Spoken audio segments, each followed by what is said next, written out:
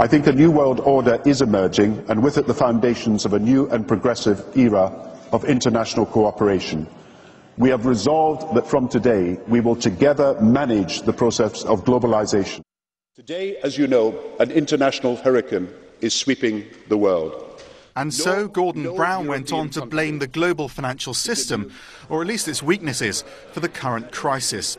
He said the system was out of date and out of control. It needed complete reform. It is not enough to promote self-regulation and allow a race to the bottom. I do think that piling up more and more and more external debt and having the rest of the world own more and more of the United States may create real political instability down the line and increase the possibility that demagogues come along and do some very foolish things. Europe is leading the way towards a global solution. Today, Europe can propose the principles and rules that will shape a new global order. Around the world with Gordon Brown, who will be in Congress next week, that says, hey, I think we should have a new New Deal, but a global New Deal. Of the central banks from the G7, I'm sure, are meeting constantly to plan the next monetary structure. We've had the dollar reserve standard from 71 up until last year. That's collapsed. It's gone. It's done. And they have to have a new monetary standard.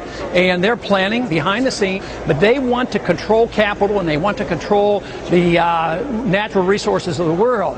So, and they're not nationalistic at all. They believe in world government. And they're more out in the open now than they were 25 years ago. Here's the problem. Very thoughtful, very careful, distinguished central banker.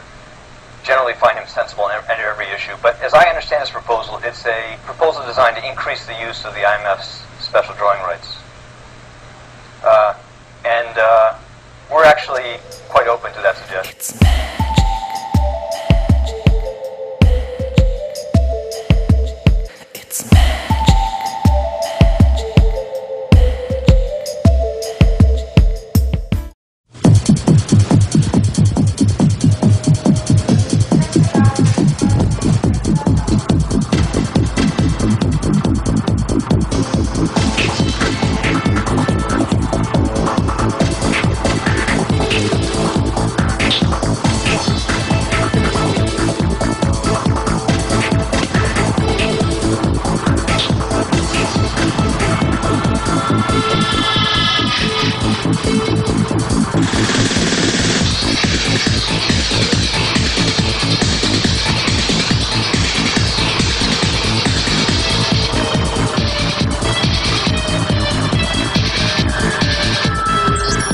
Excuse me, sir.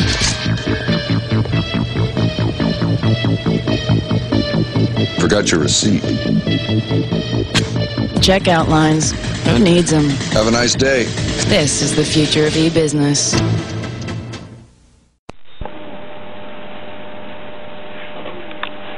Okay.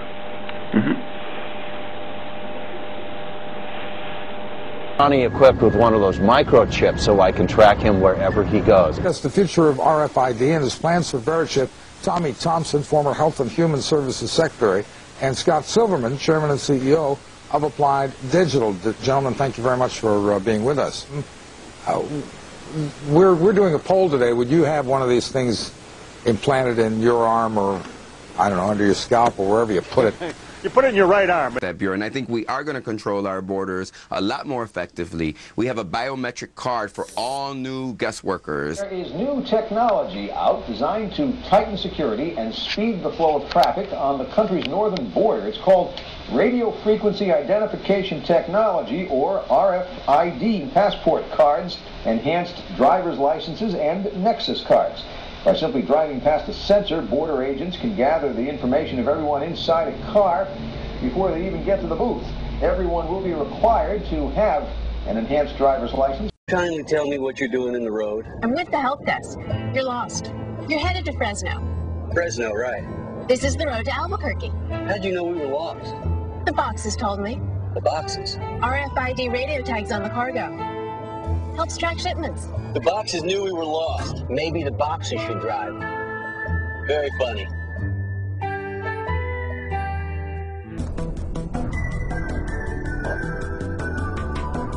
The acronym stands for Radio Frequency Identification.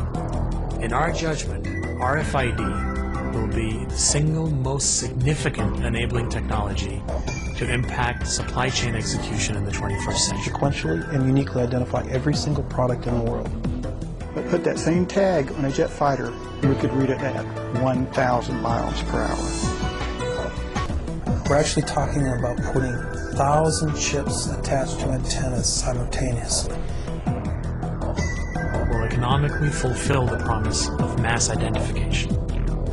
Over in excess of 150 billion tags a year. I think at the end, the real promise of this breakthrough that we have introduced here is fundamentally our ability to really scale this industry in a very short period to not billions, but trillions of tags at costs that will enable true item identification. Tag the world. Will economically fulfill the promise of mass identification. Will economically fulfill the promise of mass identification. Will economically fulfill the promise of mass identification. Johnny equipped with one of those microchips so I can track him wherever he goes. You put it in your right arm, and it's very small, and it doesn't bother you at all. As Comptroller General of the United States, he runs the Government Accountability Office, the GAO, which audits the government's books. He calls it a fiscal wake-up tour, and he is telling civic groups, university forums, and newspaper editorial boards that the U.S. has spent, promised, and borrowed itself into such a deep hole it will be unable to climb out if it doesn't act now. As Walker sees it, the survival of the Republic is at stake. I would argue that the most serious threat to the United States is not someone hiding in a cave in Afghanistan or Pakistan, but our own fiscal irresponsibility. Americans are asking themselves, where does all this end? They want to know how we're going to pay for all this. They're worried. And they should be worried about a bill so big that it's equivalent to spending more than $1 million a day for more than 3,000 years. Our national debt now exceeds $9.5 trillion, and if you include all of the unfunded entitlements, such as Social Security, Medicare, Medicaid, the number is more like $53 trillion of obligations.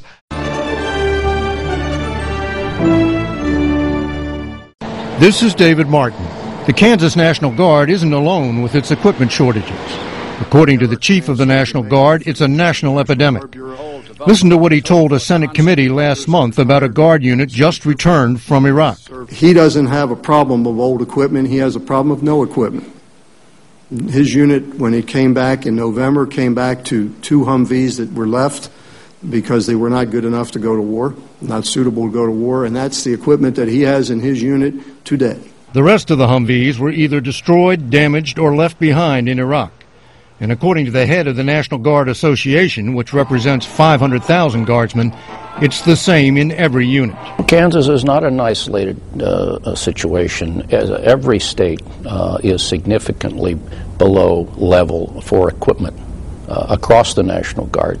The best off state, Ohio, has 65% of its required gear. The national average is just 40%.